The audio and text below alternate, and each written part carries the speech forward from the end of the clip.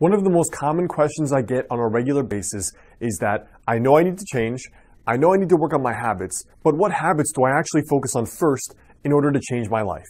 Now in this video, I want to share with what I recommend would be the very first habit that actually can change your life in a very big way, especially if you need to get fitter, you need to work on your finances, or there's a lot that needs to be worked on and you're completely reinventing yourself.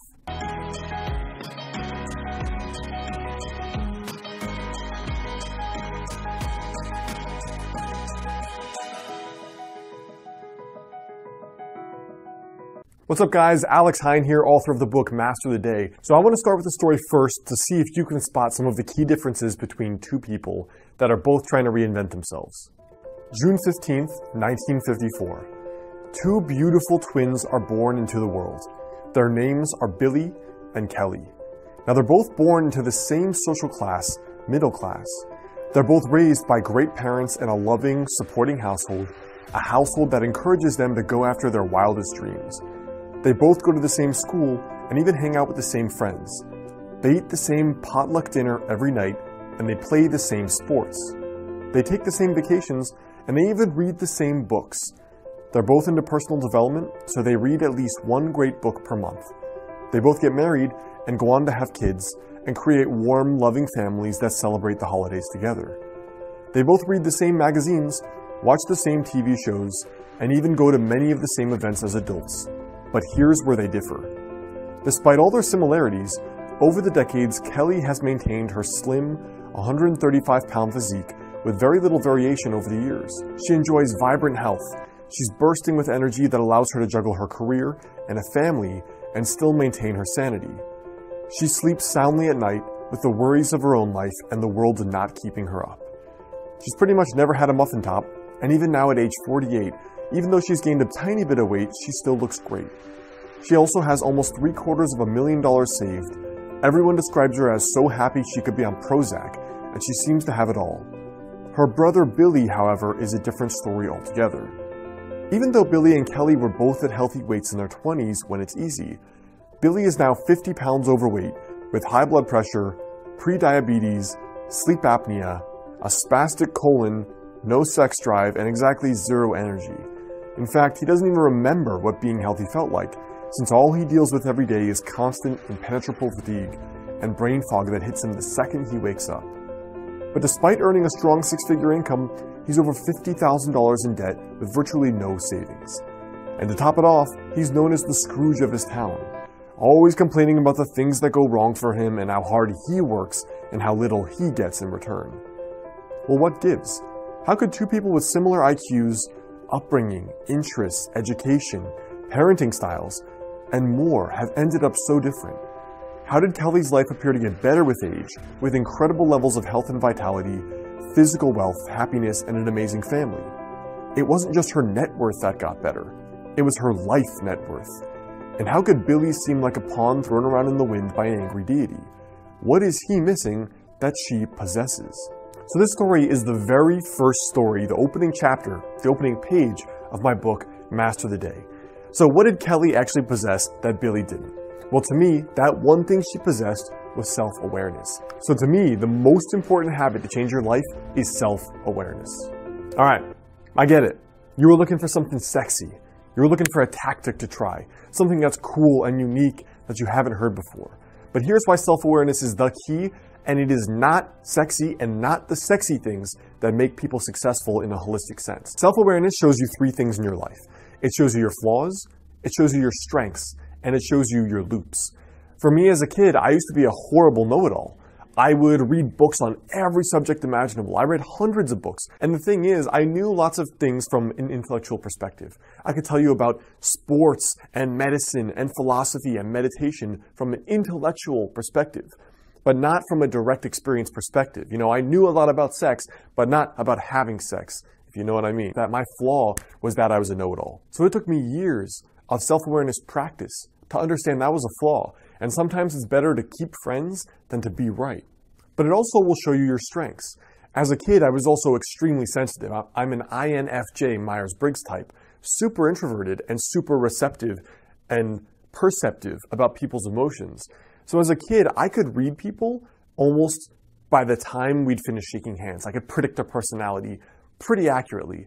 And it was kind of scary to me, but it was through these self-awareness exercises that I could learn that was actually a gift. That was actually something I was good at. But that was also something to know I should double down on what my strengths were. Now, the third aspect of self-awareness, why it's the most important habit, is that it shows you your loops.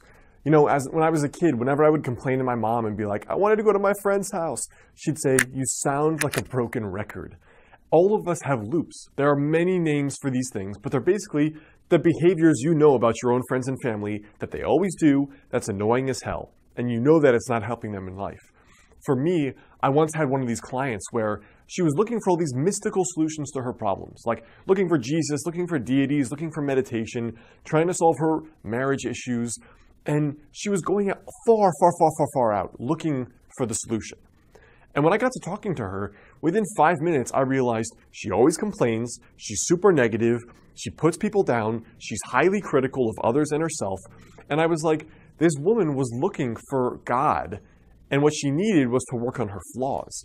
And her flaws were very obvious, and chances are they were loops that had been present in her life probably for decades. And so when people complain they're not getting results, there's almost always a loop. The loop is sometimes a belief, sometimes a physical habit, but most often it's a combination of both.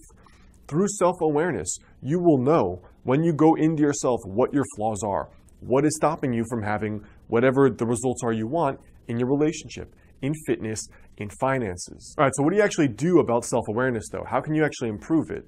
Well, meditative traditions have been doing that for thousands of years, but for me, what I did was a nightly review. Now, I've talked about this before in some of my previous videos, but you can just as easily do this with a blank piece of paper. And here's what I do. You say, what did I do well today? What did I not do well? And what loops do I need to work on breaking? So for example, you might have realized, hey, yesterday you did a good job complimenting your aunt on losing weight when you saw her at Christmas or Thanksgiving. That's a great trait. However, you might have noticed that your mom commented on you and you got insecure, felt threatened, and you lashed out. And you're like, Mom, blah, blah, blah, blah. You know, you regressed maybe 10 or 20 or 30 years. It's okay. It happens. But I would put that on that paper. Great job complimenting people in a genuine way. That's a great trait.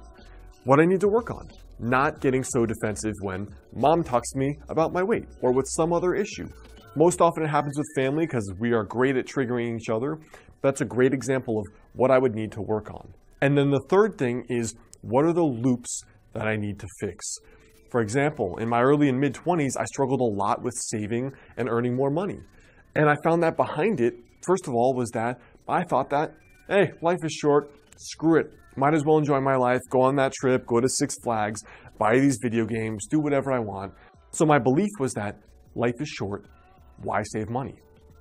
So I would write down that there's a belief here that's preventing me from growing. My action was that I was not saving, and what I have to do is I have to start saving $10 a day, for example, or $3 per day. So in my opinion and experience, the habit that changes your life is the habit that gives you God vision about yourself, your strengths, your flaws, your weaknesses, and most of all, your loops, the repetitive patterns of thinking and of doing that are often sabotaging. They're not getting you the best results you want, because otherwise, why would you be here trying to reflect on why you're not getting the results you want in life, right? Same way I was. So what I want you to think about today, your tiny daily habit, is to do this 3-part ritual. Do the nightly ritual. What did I do well yesterday? What did I do poorly? What are the loops I need to break? And you can think, most often it's where you're not getting results. Usually finances, health, or relationships. So think carefully about those and where those loops are. Hey guys, it's Alex. I hope you like this video. The best way to stay in touch is to grab that free guide on my site, 5 Daily Habits to help you lose your next 20 to 30 pounds. It's in the description there below. And if you like this kind of tiny daily habits success philosophy, both on getting fitter and unlocking more success in your life by becoming that 10x version of yourself, check out my book, Master the Day, in the description there below or on Amazon. You send me your receipt to alexander@modernhealthmonk.com. I will also send you a 2-hour bonus video course for free.